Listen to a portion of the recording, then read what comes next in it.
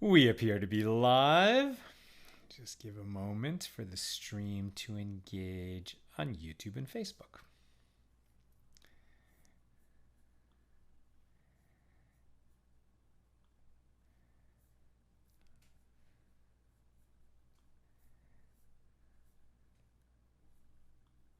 Very good. Here we go. All right. And who's going to comment first? Where are you tuning in from? Yehudit Sobel. Nice to see you. Shalom from Florence, South Carolina. Enid Goldstein says hello. Where are you in from, Enid?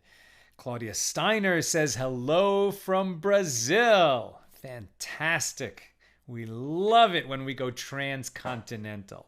Stephen Giguere from Dover, New Hampshire. James Roth, I know you're in Indianapolis. Cecil Sharp says Shalom Revi from sunny Arizona. Tracy Garcia says Shalom from Pedro. From San Pedro? I'm not sure. All right. We have very special DAF today. We've got a couple of pretty famous teachings that occur on today's DAF. That is DAF Kuf Dalet, page 104 of Tractate Shabbos, the second volume of the Talmud. We're in chapter 12. We're going to be finishing our discussion of Mishnah number 3 and going on to do Mishnah number 4 here in chapter 12. Tracy says, yes, must be San Pedro. Sharon is in from Lebanon, New Jersey. Enid from Jackson Heights, New York. Jim Talatagod, I'm sorry if I'm mispronouncing, is in from the Philippines. So we got North America, South America, and Asia. Can we get a Europe? Can we get an Africa? All right. Arnold Alvin says shalom from Northridge. All right, we've got a busy day. Let's get on to it. Oh, and Scott Shlomo Crane, he needs a passport. He's in from Crown Heights. Welcome. Good to see you, Shlomo. All right, let us light up the darkness. Well, it's because I didn't ring the bell. All right, here we go. Okay. This is a very, very, very cool DAF we've got today. All right. Our discussion opens with the continuing the discussion that we were having yesterday. So one is going to be liable for writing on Shabbos, liable to bring the sin offering for violating the biblical, which is to say the Torah prohibition, of writing on Shabbos. Recall there's 39 prohibited labors on Shabbos, and they're all derived from the work that was necessary to construct the tabernacle in the wilderness.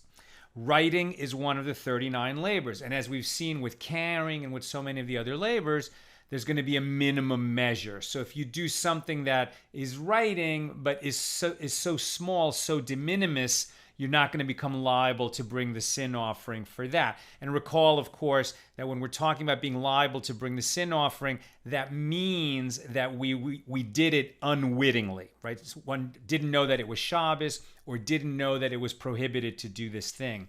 If you do it intentionally, it's worse, obviously, than doing it unwittingly, but then you don't even qualify to bring the sin offering. Then the method of atonement is going to be prayer and sincere regret and organizing oneself. These are all things that you would need to do also if you did the unwitting transgression.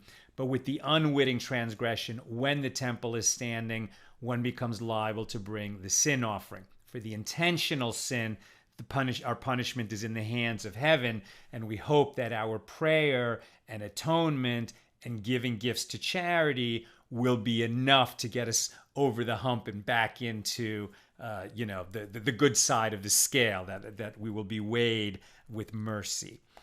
Okay, so for writing, you're going to be liable to bring the sin offering for the unwitting transgression if you do the minimum measure. And what is the minimum measure?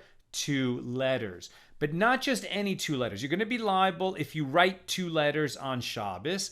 If you only write one letter, no, you're not going to be liable for the sin offering. It's like you didn't really do anything. It's still prohibited by rabbinic decree, but it doesn't rise to the level of a transgression of a Torah prohibition. But we also learned that it's two letters, and the two letters have to have some meaning, not just, two random letters that really have no meaning, and it's almost equivalent to a doodle. So it's two letters that have a meaning, and generally what that means is that the two letters spell a word. It's not spelled out, but since we saw that Rabbi Yosei said that the reason writing is prohibited is because of marking in the construction of the Mishkan, of the tabernacle, and there they didn't even write letters. They just made marks on the beams of the tabernacle, which would get taken down every time the encampment moved to a new location. And then when they reassembled the beams, they wanted to get them in the right order around the building site. And so the markings helped them do that. So the markings aren't even letters, but they have a significance. They have a meaning.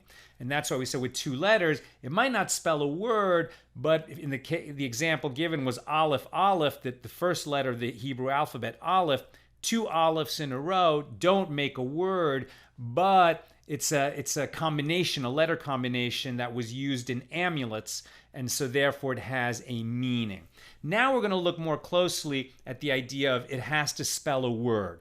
Right? That's the definite way to know you have meaning, right? That if the two letters spell out a word, they're going to have a meaning. So the Gemara objects with one of the examples that was given. So if, for example, you're going to write the name Daniel, so the first two letters of that are going to be Dalet Nun, and that also spells a different name, which is Dan. And then another example that was given was Shimon. If you set out to write the name Shimon, but you stopped after writing two letters, you would have written Shin Mem. Shin Mem is also a name. It's a different name. It spells Shem. That's one of the sons of Noah in Hebrew. The problem is that in Hebrew, unlike English, the letters have some variations depending on where in the word they occur. Meaning all of the Hebrew letters can be used anywhere in a word, but 5 of the Hebrew letters, if it's the final letter of a word, have a different form. So they're called, in the case of a mem, the letter mem, the final mem is called a mem sofi. So let me show you here. And let me reload this because this is frozen and I can't quite see what is happening here. Oh, here, okay. All right, so, and I'm just going to go there. Okay, so here is a letter chart. And if you look at the mem here, that's a mem. That's a regular mem. And here is a final mem. And so the difference between them, it's backwards to me, that's why I move my fingers so slow figuring it out. But the regular mem that would be used in the middle of a word, like in the middle of the name Shimon, you can see it's open. It's not closed. Whereas the final mem right here, when it's used at the end of a word, is closed. The center area is completely enclosed. So, if you set out to write the name Shimon, and then you stopped writing after the mem, which is the second letter of the name Shimon, so you would have written a regular mem, the one that's used in the middle of a word. So now we have a problem because Shem is spelled differently, right? It's using that final mem rather than this middle mem. So did you actually write a word? It's important because we're saying that if you only write one letter, you're exempt, right? You didn't violate a Torah prohibition. If you write two letters and it amounts to a word or something else with meaning, then you're liable. You violated a Torah prohibition. So if you write Shem with the wrong kind of mem, not with a final mem, Have you really written a word? That is the problem that is being posed here. And the answer that's given is absolutely fascinating. So Rabbi Yehuda ben Betera says, yes, you have. You have written a word because we have a tradition that final mems can be used to write out a word, where it's not in that final position. Where do we see that? And so he directs us to the book of Numbers, Bamidbar in Hebrew, but the fourth book of the Torah, chapter 29. This is where the requirements, the rules, the laws of Sukkot are given, the fall, the harvest holiday of Sukkot, right? Or Sukkot in more Ashkenaz pronunciation. So that holiday comes in the month of Tishrei, on the 1st of Tishrei, it's Rosh Hashanah. On the 10th of Tishrei, it's Yom Kippur. And on the 15th of Tishrei, it's Sukkot. It's a 7-day holiday. And then the 8th day is a separate holiday called Shmini Atzeret. During the holiday of Sukkot, we bring a whole bunch of sacrifices when the temple is standing. In fact, there are 70 bulls that are sacrificed during Sukkot, and it's understood that we're making that sacrifice not just for the sake of the Jews, but all of humanity. And so on each of the 7 days, there's a whole bunch of offerings that are brought, not just the bulls, but also goats and rams, and there's wine libations, and there are water libations. In fact, there's a whole ceremony about drawing this very pure, very special water that is brought for those water libations in the Holy Temple in Jerusalem when the temple is standing. Tragically, it was destroyed 2,000 years ago, and we're still waiting for it to be rebuilt. But it stood between the first and second temple, plus the tabernacle, the Mishkan. Between those three structures, we had the temple for 1,200 years. And during that time, during Sukkot, there were these water libations that were brought. What's interesting is that the water libations are not mentioned in the Torah. The wine libations are, and it was very, with many offerings, along with whatever animal was sacrificed and then burned up on the altar, there would also be a wine libation with many of the different offerings. Only on Sukkot was there a water libation added to it, but it's not mentioned in the Torah. So how do we know that we have to bring that water libation during the offerings of Sukkot? Because it is first of all, because it's a halacha, a law, LeMoshe mi Sinai, given to Moshe from Sinai. So that was one of those laws that was given orally to Moses, and he transmitted it to Joshua, and Joshua to the elders, and from them to the judges, and to the men of the great assembly, and eventually to the rabbis. But it's a tradition that was passed down from teacher to student all the way from Mount Sinai forward. It was given to Moses and passed down orally.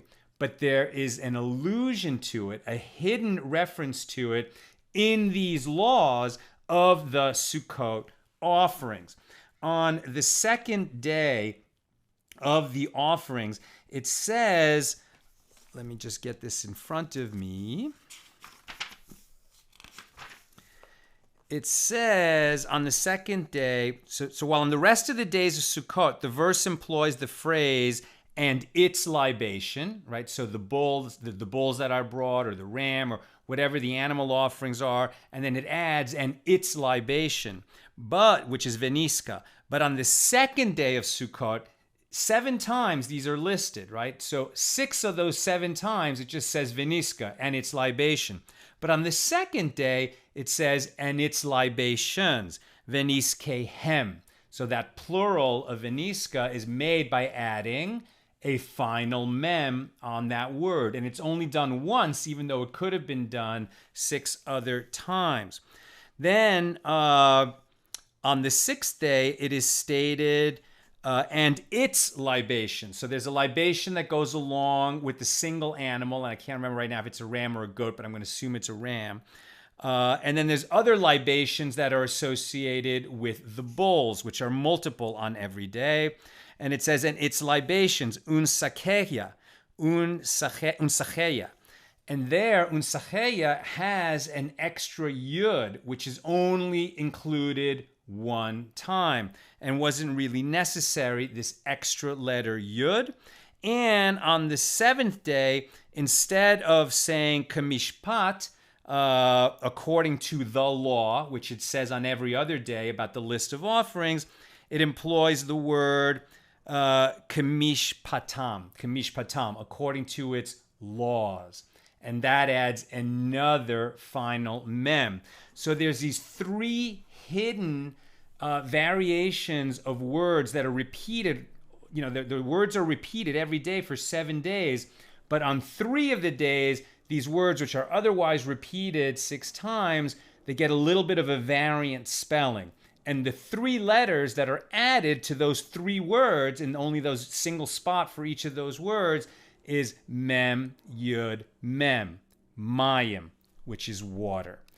And this word water, which is alluded to in the lists of offerings for Sukkot, is spelled out with 2 final mems and a yud in between. So here we see that you can spell a word with a mem that's not in the final position, but nevertheless uses the final mem. I'm very fond of the crossword puzzle contest that's done in the Wall Street Journal. It's called the Friday Crossword Puzzle Contest. It comes out every Friday. It actually comes out on Thursday, so I just did it about an hour ago. And if you're into crosswords, then you got to try the Crossword Puzzle Contest, because there's the grid and then the meta. And they only do that 1 day a week. And then there's a whole community of people who, just are waiting for that puzzle every week. And after you solve the crossword, which is usually about medium difficulty, then there's this other word that's hidden somewhere in the puzzle, and it's a whole mechanism of how to find it, and they don't tell you what the mechanism is. So like you go in and just try to figure out what is the mechanism this week. I'm very happy I got it this week. Many weeks I don't get it, and it's just frustrating, and work on it Friday and Saturday night and Sunday, and you have to get it by Sunday night at midnight Eastern time. But I got it today. But it's funny because finding mayim in the Torah descriptions of the Sukkot offerings is very similar to that meta crossword puzzle that appears in the Wall Street Journal every week. And we're going to see some other hidden types of meanings like that in the Hebrew alphabet itself. One thing that is worth mentioning here, so if you're going to exchange this final mem for a middle mem, are you kind of upgrading or degrading the mem? And Rav Chisda teaches us that the final mem is actually an upgrade of a regular mem. Why? Because as I showed you, there's 2 letters that are closed, right? So that's going to be the final mem right here and the samech. Those 2 letters appear in the 10 Commandments. And we have a tradition that the original tablets, the first tablets of the 10 Commandments, which were inscribed by God personally, if you can imagine that they were engraved in stone. But when God engraves, he goes all the way through the stone. So if you have a shape like that, where the letter is carved out and there's going to be an area left in the center, but you chisel through all the way, you engrave all the way through the stone, and you make a letter that is closed, like essentially a full circle, well, then that middle part should just fall out. There's nothing holding it to the stone.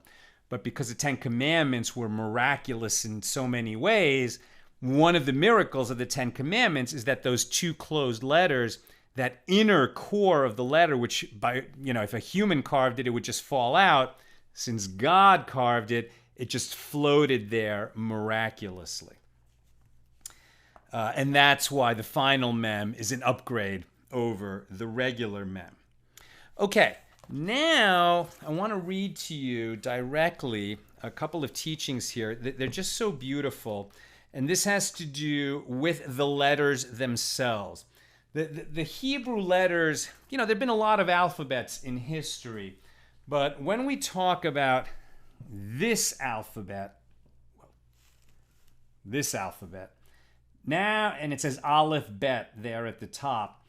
So this alphabet, these are the letters with which the whole world was created. So there are a lot of inner meanings. There's a lot of Kabbalah, a lot of mystical meanings. Here it's more homiletic teachings about these letters. So the sages said to Rabbi Yehoshua ben Levi that young students came today to the study hall and said things the likes of which were not said even in the days of Yehoshua ben Nun. That's Joshua, Moses' assistant, and he became the leader of the Jewish people as they entered into the Holy Land, leaving the desert and wandering for 40 years. That's the Joshua that led them in. And, the book of Joshua is about Joshua. So there haven't been teachings like this since Joshua, right? And these children who only knew the Hebrew alphabet in other words, young kids who all they know is the alphabet. It's not like they've been learning Torah for decades like the sages themselves, but they were so impressed with these ideas that these children brought, and they recorded them, and here we find them in the Talmud.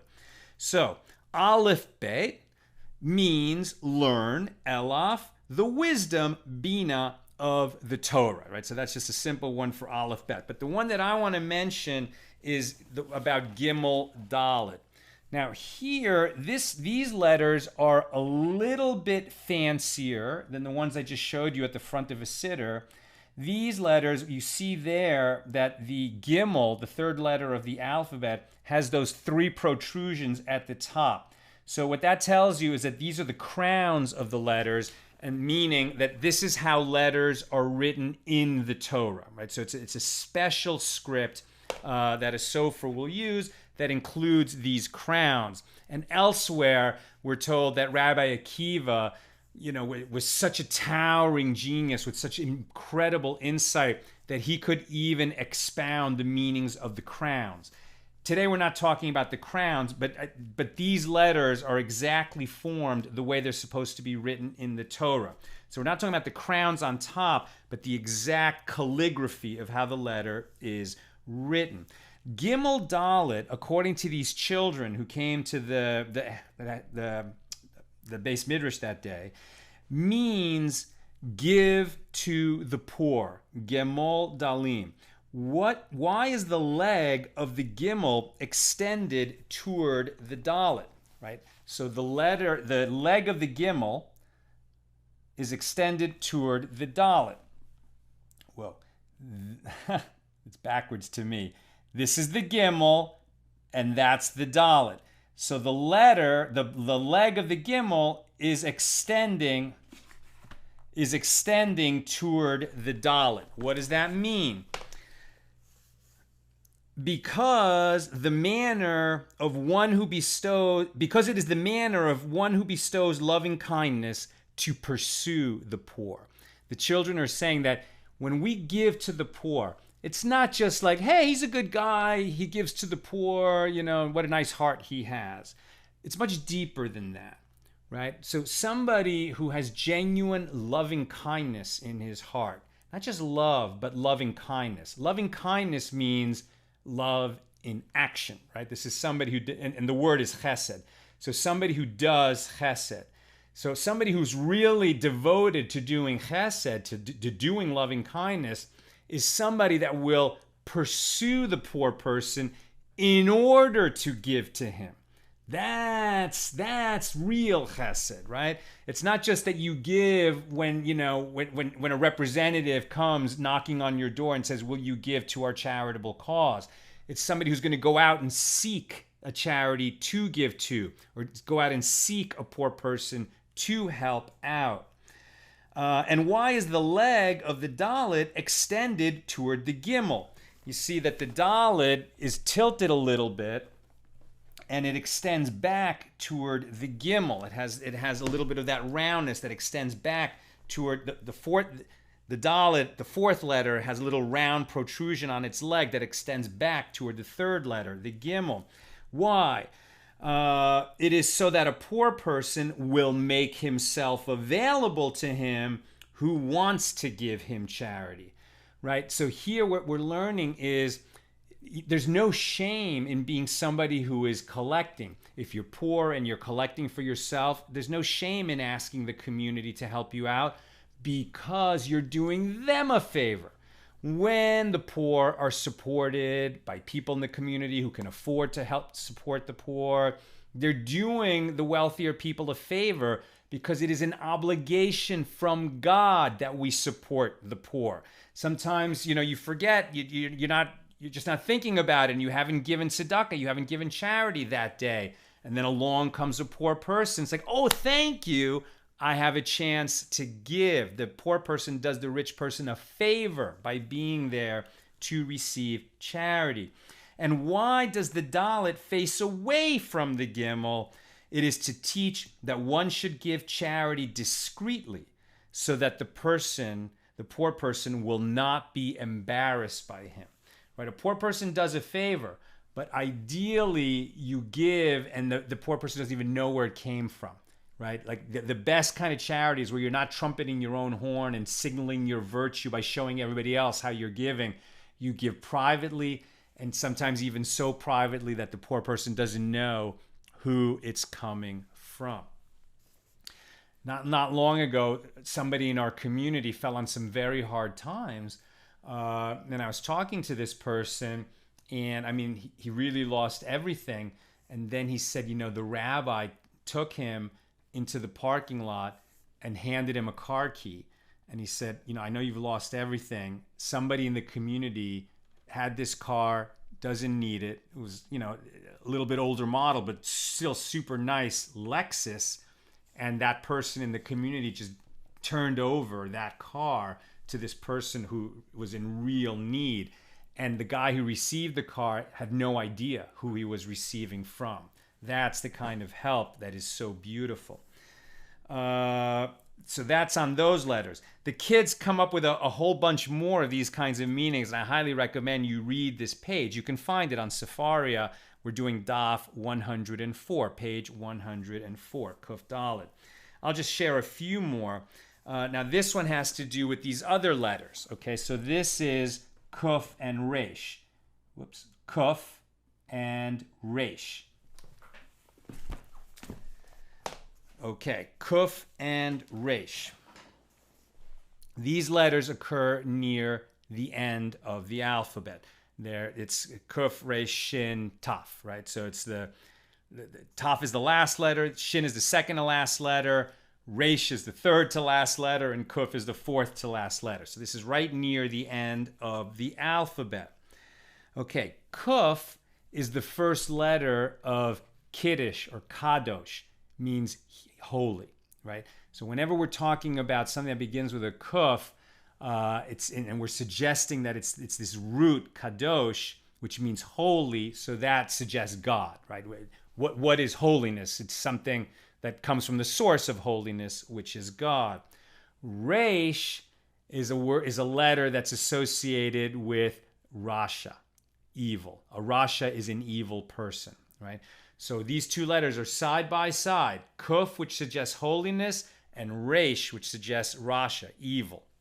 Holiness and evil, they're right next to each other in the alphabet. Why is the Kuf facing away from the Resh? It's not. The Kuf is facing toward the Resh. The Resh is facing away from the Kuf. This question was phrased euphemistically as it is the Resh that is facing away from the Kuf. Why is it phrased that way? Because sometimes, whenever the Talmud is referring to the fact that we, the Jewish people, at times behave badly, and we sin, and we do evil things. So the Talmud doesn't like to say that allowed, right? It wants to point to our faults, but not slander the people. And so what it will say when it talks about Jews committing evil or Jews doing wrong, it will, in the Talmud, it will often be phrased as the enemies of the Jews. But when it talks in those cases about the enemies of the Jews committing sins, it actually means Jews who commit these sins. So here we're talking about the resh refers to people who are doing evil. Why is the resh facing away from the kuf? Meaning, why is the evil person turning his back on God? The Holy One, blessed be He, said, I am unable to look at a wicked person. What does that mean? The Holy One is so turned off by evil that he's unable to see evil? No. What it means is the wicked person does not want to look toward God. A person who knows inside that they're doing evil, they don't want to examine their own deeds, let alone have their deeds examined by the Holy One. So it's almost like they feel like, well, no one's really paying attention. No one will see what I'm doing. No one knows. And it's like they're turning their back on God. Of course, God sees everything that we do. What this person has done is he doesn't want to see God. He thinks that he's hiding his deeds by just laying low. But really what he's doing is he's hiding himself from the source of truth. And if he would face God, he would have to face his own misdeeds. And why is the crown of the letter Kuf turned toward the resh? The Holy One, blessed be He, said, if the wicked person repents his evil ways, I will tie a crown for him like my own. Right? So here we see the crown on the kuf. It's that single crown at the top of the kuf.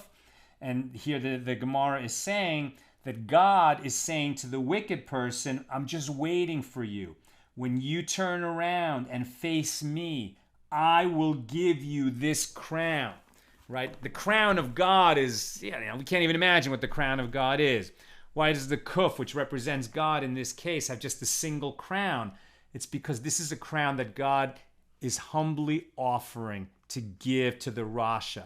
Meaning, when a wicked person atones, repents, turns away from his evil ways, that person can actually stand very quickly in a very high and lofty place of nearness to the Holy One. God is waiting for wicked people to recognize the error of their ways. And we have an old tradition that the Baal Tshuva, the one who makes repentance, right? The one who was wicked and corrects his ways and strives and works to repent and to stand in a place of innocence, he ends up closer to God than the one who, towed the line all his life. And we think, well, that's not really fair. Somebody who was good all his life. And the one who was good all his life, it's incredibly beautiful and holy and fantastic that he managed to stay holy his whole life. And we don't denigrate it in any way. It's just that the one who was evil and then turned away from his evil, he was able to overcome a challenge that the other one never even faced, doesn't even know what it is because he was holy all his life. And then to finish that teaching, we have this very famous teaching from the Talmud, and it's here on page 104 of Tractate Shabbos, and it follows this discussion of the kuf and the resh next to each other in the Hebrew alphabet. The kuf, kadosh, holiness, waiting for the resh, the rasha, the evil one, to just turn around, face his maker, and be humble and make an atonement. So the Gemara asks, let him enter through that opening, as the kuf is open on both sides at the bottom, right? If the one turns around, the resh, the rasha, if he turns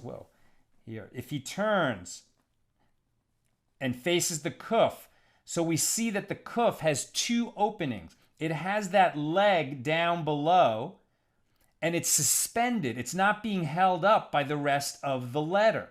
And there are two openings, here and there. So the kuf has two openings. It's to tell you that there's so many openings. right? The side of good, the side of holiness. God is always waiting for the evil one to come back. And there's openings in the side and below. There's like so many opportunities to do good. And so it says. And so it says, this supports the statement of Reish Lakish. Reish Lakish, by the way, his name, Reish Lakish, the letter Reish, right, which we're saying sort of signifies the evil one. Why would he want to be called that? Because this is a person, a great, great sage who made a teshuvah in his life. He, when he was young, was so wicked that he was making his living as a bandit, as a thief, as a highwayman, robbing people on the road. And he was saved by Rabbi Yochanan, who recognized in Reish Lakish somebody of uncommon intelligence and strength. And he reached out to Reish Lakish and helped him. And Reish Lakish started learning, and they quickly realized this guy's a genius. He just hadn't had that opportunity to learn earlier in his life. And Reish Lakish became such a distinguished Torah scholar that he ended up being the learning partner of the great, great Rabbi Yochanan, who was like essentially the chief rabbi of the world for 80 years. He had such a long, distinguished career as a scholar. And nobody could keep up with Rabbi Yochanan and really be his study partner until Reish Lakish came along. And they were partners for decades. And Reish Lakish, unfortunately, died younger than Rabbi Yochanan, quite a bit younger. And when Rabbi Yochanan lost Reish Lakish, nobody could replace him. He just had no one he could learn Torah with. And he was so depressed and disappointed that he was never the same after losing Reish Lakish. Reish Lakish said, what is the meaning of that which is written? This is from Proverbs chapter 3, verse 34. If it concerns the scorners, he scorns them, and unto the humble he gives grace. One who comes in order to do sin, it says one who comes to become impure, meaning one who wants to sin, they in heaven provide him an opening to do so, and he is not prevented from sinning. However, if he comes in order to be purified, if he wants to atone and rise above his sinful ways, they in heaven assist him. This is a very famous passage. It's a simple idea. One who wants to do wickedness will have opportunities to do wickedness.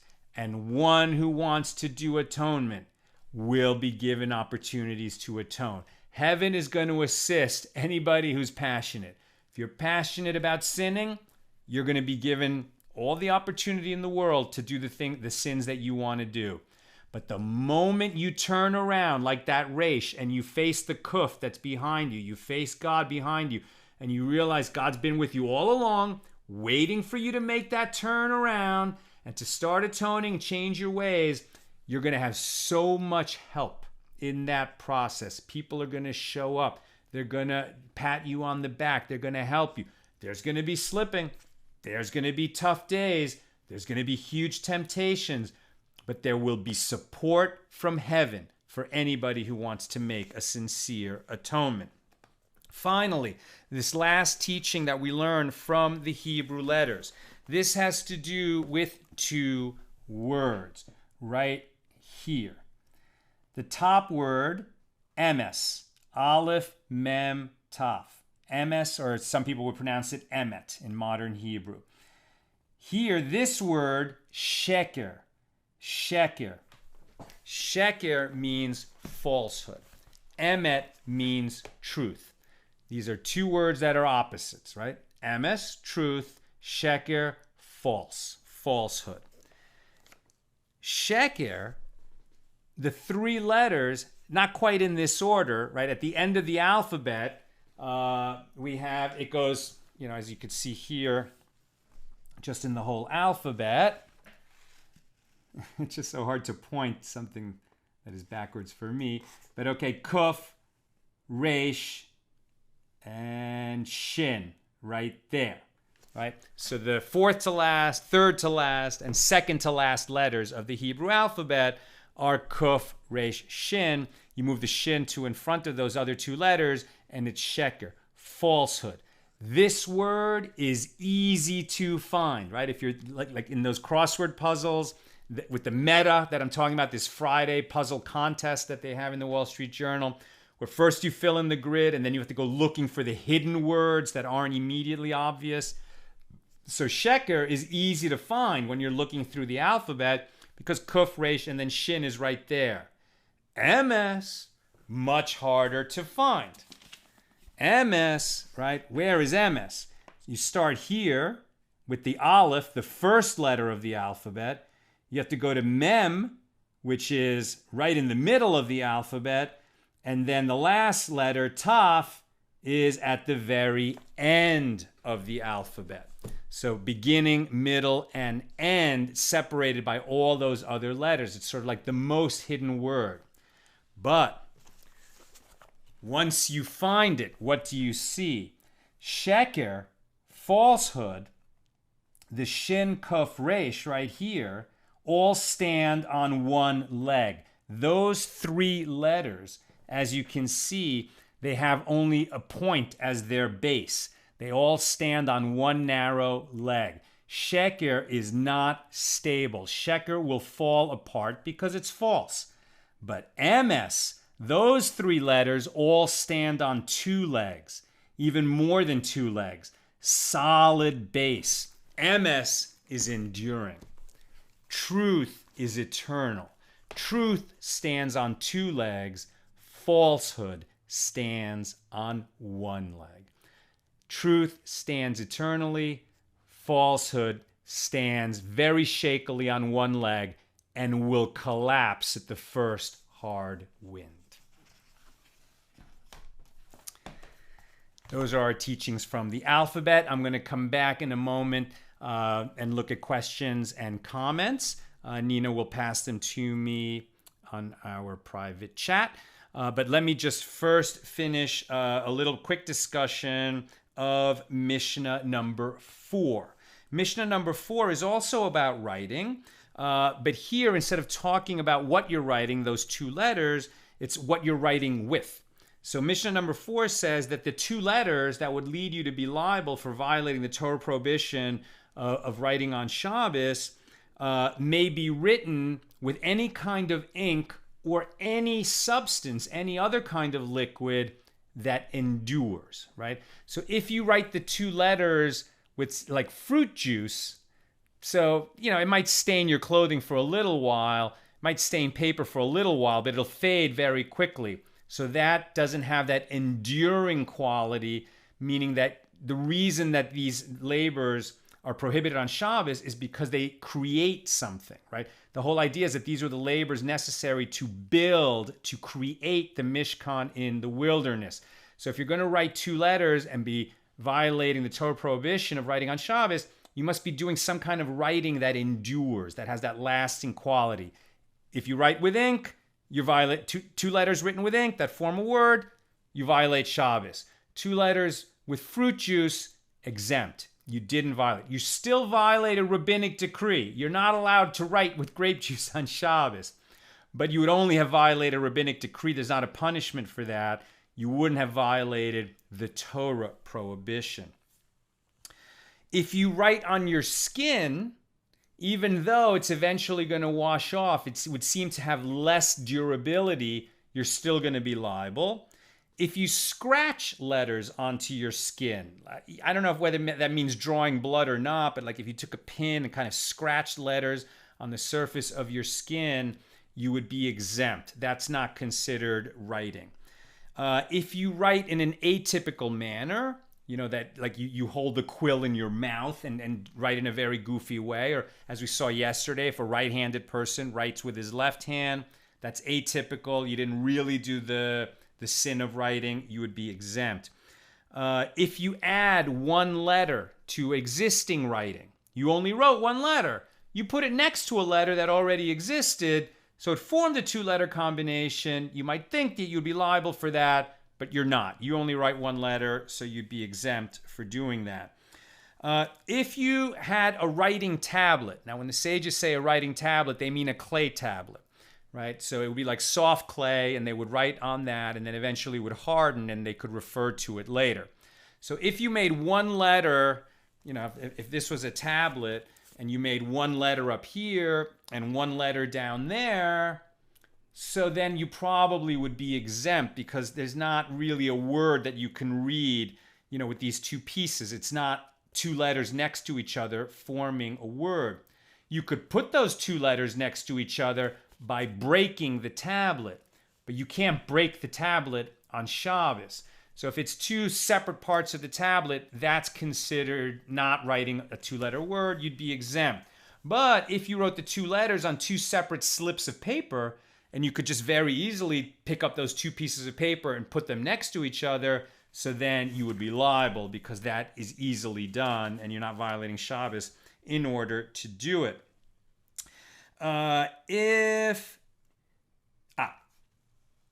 So if you write only one letter and you put it next to existing writing, you're not going to be liable for violating the Torah prohibition of writing on Shabbos.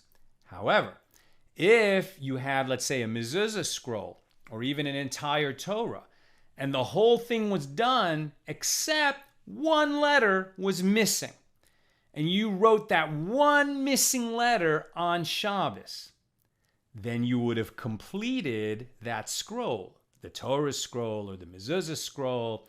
If you complete a piece of writing, put in the last letter and now it's finished, you're not liable for writing, but you are liable for makeh Potus, which we learned about yesterday, striking the final blow.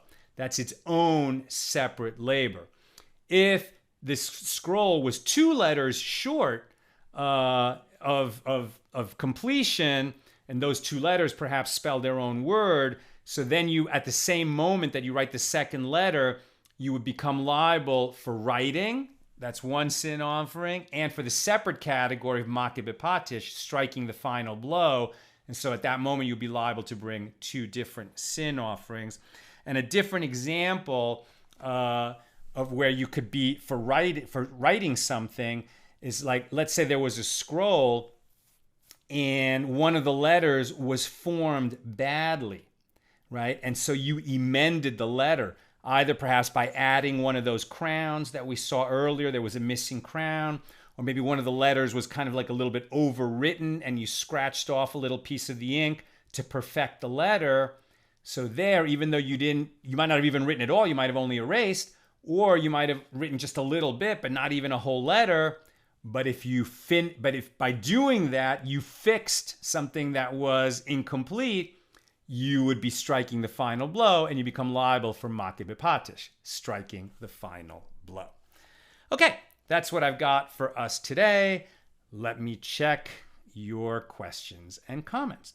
Haviva Solomon says, this is so very interesting and helpful, as I have been studying The Wisdom in the Hebrew Alphabet by Rabbi Michael L. Monk.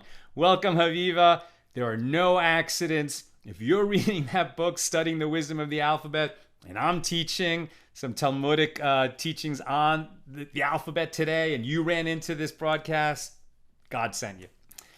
Wes Bailey, what is the name of the book with the letters and explanations next to it? Well, first of all, Haviva Solomon just said there's a book called The Wisdom of the Hebrew Alphabet by Rabbi Michael L. Monk. What I've been using here, this is simply the Chabad Siddur, the Chabad prayer book, Tehillas Hashem, and it happens to have the alef-bet, the Hebrew alphabet, at the front of it. But it's a prayer book. It's not an explanation of the Hebrew letters.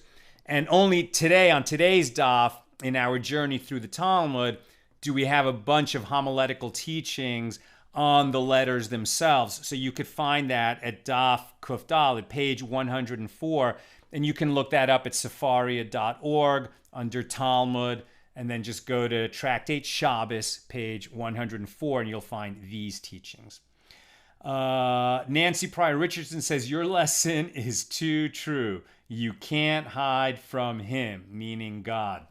We can't hide. We try. We act like we live, like God's not around.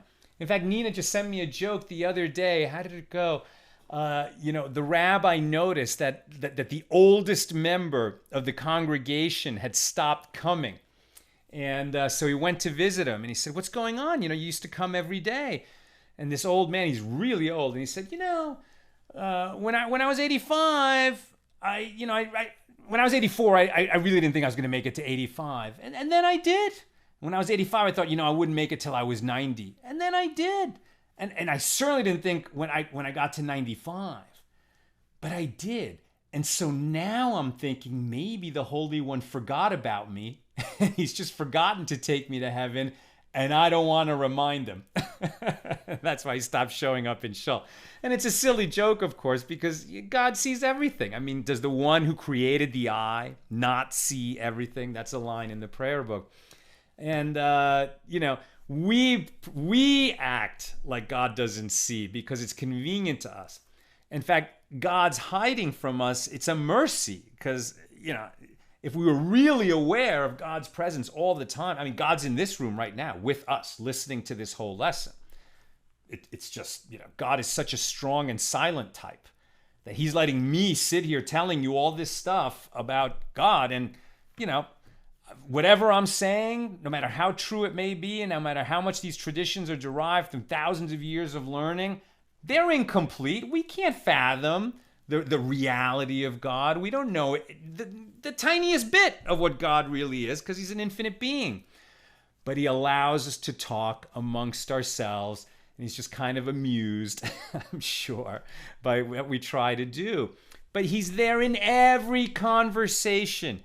And the more we learn, the more we study in classes like this, the more we pray on a daily basis, the more we dedicate 10% of our income to helping the needy and good charitable causes, the more awareness of God fills our lives. And the more aware of God we become, it necessarily follows that we start behaving more like Mensches.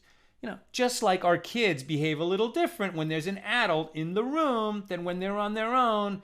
Just like we behave differently when there's a stranger at our dinner table than we do with just our immediate family. If we would be aware that God is with us at every moment, we start to elevate our behavior. And finally, two more comments. Martin Mendelsberg says, Hashem gives us a choice between good and evil, kuf and resh. Both start from the top with similar strokes. Can we consider resh as the option of good and evil? Absolutely. And the way that kuf is formed, right? When you look at that kuf, where am I? Right there in the middle of sheker, right? That kuf right in the middle, that middle letter right there, that represents kadosh, holiness, represents God. It's got that leg just suspended there, available. These straight lines are actually very important because if we look at two other letters, I forgot to mention this in passing. Okay, so, so this right here, this letter is right here. I can't do this backwards. Okay, this is the Saadi, and that's the Saadi Sofit, the final, the upgraded version of the Saadi. And also, right above it, that's a Nun, and right next to it is the final version of the Nun. So these two letters, Nun and Sati, have final versions that are taller and straighter, and the regular versions are bent. And so we learn in today's DAF that the Nun, which the word that it reminds us of is Neman, faithful, one who is faithful. And Saadi, it even sounds like a tzaddik, a righteous person.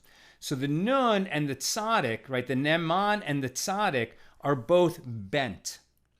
But their final version is tall and straight.